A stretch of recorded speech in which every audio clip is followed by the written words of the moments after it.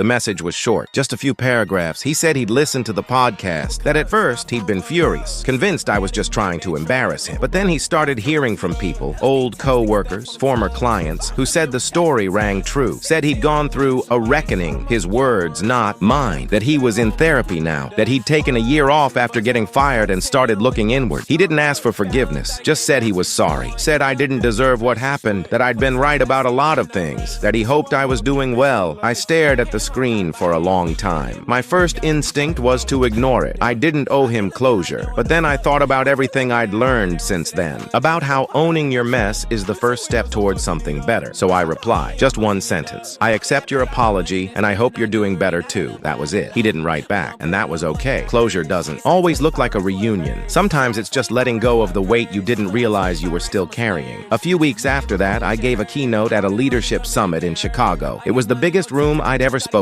in. Over 1,000 people, all staring at me, waiting to hear something meaningful. I told them the story, all of it, the text, the Slack message, the fallout, the silence, the unexpected new beginning. And then I said this: we're taught to fear mistakes, to hide them. But the truth is, mistakes are how we learn who we are. I found my purpose because of a 10-second slip-up, not in spite of it, because of it. And maybe the thing you're most ashamed of is the thing that'll set you free. The room went quiet. Then people stood up, applauding, some wiping their eyes. It was the most surreal moment of my life. Afterward, a young guy came up to me, said he'd just gotten fired for calling out his manager's toxic behavior in a company-wide email, said he thought his life was over. But hearing me made him feel less alone. I shook his hand and said, "Trust me, sometimes rock bottom is a launch pad." He smiled.